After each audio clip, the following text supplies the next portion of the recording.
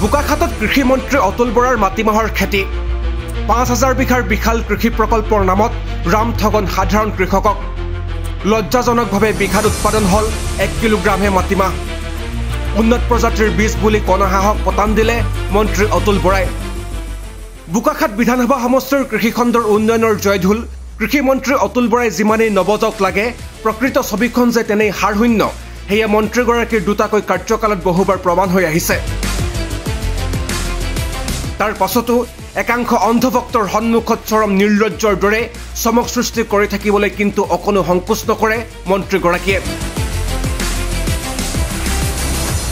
বোকাখাট বিধানসভা সমষ্টিৰ গাভৰু চাপৰিত মন্ত্ৰীগৰাকীৰ উদ্যোগত কৰা মাটিমাহৰ খেতিৰ ফলাফলে চকু কপালত তুলিব সাধাৰণ ৰাইজৰ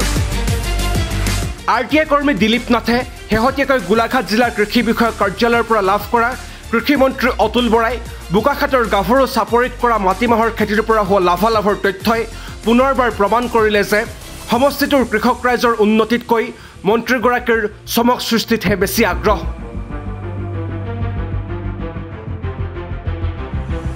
হয় মন্ত্ৰী অতুল বৰাই বোকাখাটৰ গাভৰু চাপৰিত ২০২২-২৩ বৰ্ষত ধুলে ডগৰে নিজে ট্ৰেক্টৰেৰে মাটি চহাই চাপৰিটোৰ কৃষকসকলৰ মাটিত মাটিমাহৰ খেতি কৰিছিল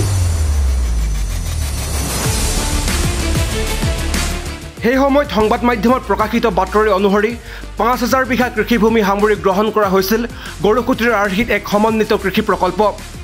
সেই গাভৰু চাপৰিৰ সমন্বিত কৃষি প্ৰকল্পতেই উন্নত কৃষি পদ্ধতি আৰু উন্নত বীজেৰে মাটিমাহৰ খেতি কৰা বুলি বাৰুকৈয়ে দম্ভালি মাৰিছিল মন্ত্ৰী অতুল বৰাই কিন্তু RTI কৰ্মী দিলীপ নাথে গোলাঘাট জিলা কৃষি বিষয়ক কাৰ্যালয়ৰ পৰা লাভ কৰা নথিপত্ৰত মাত্ৰ ১,০০০ বিঘা মাটিতহে মাটিমাহৰ খেতি কৰা হৈছিল বুলি তথ্য ওলাল অৰ্থাৎ গাভৰু চাপৰিত ৫,০০০ বিঘাৰ এক কৃষি প্ৰকল্পৰ কাম হাতত লোৱা হৈছিল বুলি সংবাদ মাধ্যমত প্ৰচাৰ কৰাই সমষ্টিটোৰ কৃষকক ৰামঠগন দিছিল মন্ত্ৰী অতুল বৰাই ইফালে ১,০০০ বিঘা মাটিত মাটিমাহৰ খেতি কৰি লজ্জাজনকভাৱে বিঘাত মাত্ৰ ১ কিলোগ্ৰামহে মাটিমাহ উৎপাদন হ'ল উক্ত কৃষি প্ৰকল্পত কিন্তু বিঘাত ১৪ কুইণ্টল উৎপাদন হোৱা বুলি প্ৰচাৰ কৰিছিল মন্ত্ৰী অতুল বৰাই ২০২২ বৰ্ষৰ ছেপ্টেম্বৰৰ ৪ তাৰিখে মাননীয় কৃষিমন্ত্ৰী অতুল বৰাদেৱে বোকাঘাটৰ যি এই গাভৰি চাপৰিত আছিল তেখেতে তাত নিজে হাল বাই মাটিমাহৰ খেতি কৰিছিল ৫,০০০ বিঘা মাটি অৰ্থাৎ তেখেতে নিজে কৈছিলে যে ৫,০০০ বিঘা মাটিত আমি মাটিমাহৰ খেতি কৰিছোঁ আচৰিত কথাটো হ'ল তেখেতে খেতি কৰাৰ পিছত মই তথ্য জনা অধিকাৰ আইনৰ আধাৰত তথ্য সংগ্ৰহ কৰিলোঁ অতি দুৰ্ভাগ্যজনক আৰু লজ্জাৰ বিষয় অসম চৰকাৰে এখন লিফলেট প্ৰকাশ কৰিছিল যে PU31 এই প্ৰজাতিটো মাটিমাহ অতুল বৰাদেৱেও সিঁচিছিল আৰু এই লিফলেটখনতো এই কথাটো প্ৰকাশ পাইছে PU31 এই প্ৰজাতিটো কুইণ্টলত ১ হেক্টৰ মাটিত মানে ১৪ কুইণ্টেল মাটিমাহ উৎপাদন হয় তাৰমানে তেওঁলোকে কোৱা মতে PU31 প্ৰজাতিটো বহুত উন্নত প্ৰজাতি এই প্ৰজাতিটো তেওঁলোকে কিনিছিল সালাচাৰ এগ্ৰো বুলি এটা প্ৰতিষ্ঠানৰ পৰা কোটি কোটি টকাৰ তেওঁলোকে মাটিমাহ কিনিছিল আৰু কৃষিমন্ত্ৰী হিচাপে তেওঁ নিজেই হাল বাই চাপৰিত ৫,০০০ বিঘা মাটিত মাটিমাহ কৰিছিল যেতিয়া তথ্য জনা অধিকাৰ আইনৰ আধাৰত তথ্য সংগ্ৰহ কৰিলোঁ তেতিয়া গোলাঘাটৰ কৃষি বিভাগৰ যিজন বিষয়া আছিল কৃষি বিষয়া তেখেতে উত্তৰ দিলে তেওঁ ক'লে যে আমি ১,০০০ বিঘা মাটিতহে মাটিমাহ কৰিছিলোঁ ধৰি ল'লোঁ ১,০০০ বিঘা মাটিতে তেওঁলোকে খেতি কৰিলে আৰু অতুল বৰাদেৱে কোৱা কথাটো মিছা হ'ল প্ৰমাণ হ'ল যে তেখেতে কৈছিলে ৫,০০০ বিঘা মাটি আৰু কৃষি বিভাগৰ যোনজন জিলাৰ কৃষি বিষয়া আছিল গোলাঘাটৰ তেখেতে ক'লে যে আমি ১,০০০ বিঘা মাটিতে খেতি কৰিছিলোঁ এটা কথাটো হ'ল যদিহে ১,০০০ বিঘা মাটিত খেতি কৰিছিল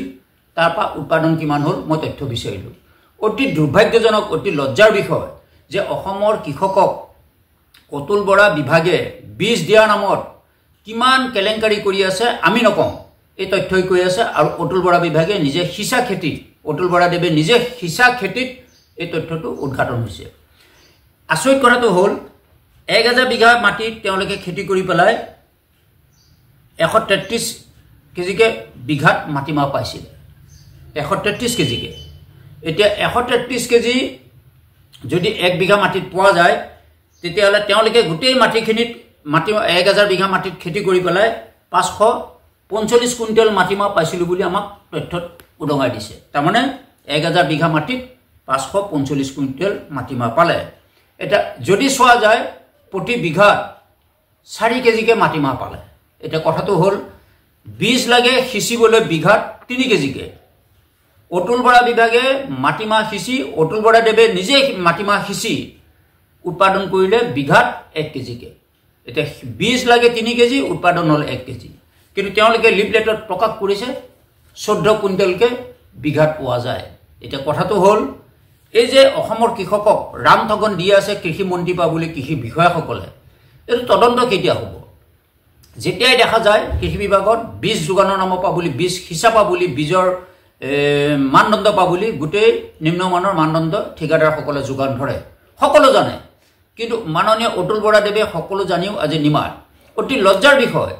কৃষি মন্ত্ৰীদেৱে মাটিমাহ সিঁচি বিঘাত যদি 4 কেজিকে পায়, কিন্তু 3 কেজি আকৌ বীজৰ নামত লাগে। গতিকে এইটো বিষয়ে মাননীয় মুখ্যমন্ত্ৰী মহোদয়ক আমি অনুৰোধ কৰিম যে কৃষি বিভাগটো আপুনি এবাৰ তদন্ত কৰক। আচলতে কৃষি বিভাগৰ কৃষকক ৰামঠগন দিবলৈ এই বিভাগটো নেকি? একে মন্ত্ৰী পা বুলি জিলা বিষয়ালৈকে গোটেই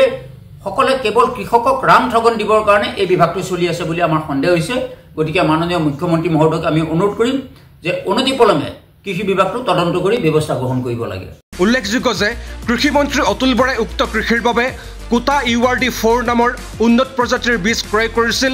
সালাছৰ এগ্ৰ ছাৰ্ভিচ নামৰ গুৱাহাটীৰ এটা প্ৰতিষ্ঠানৰ পৰা। খৰচ কৰিছিল 7,22,20,262 টকা। পিছে এই উন্নত প্ৰজাতিৰ বীজৰ পৰা বিঘাত মাত্ৰ 1 কিলোগ্ৰামহে মাটিমাহ উৎপাদন হোৱাৰ আঁৰৰ ৰহস্য কি?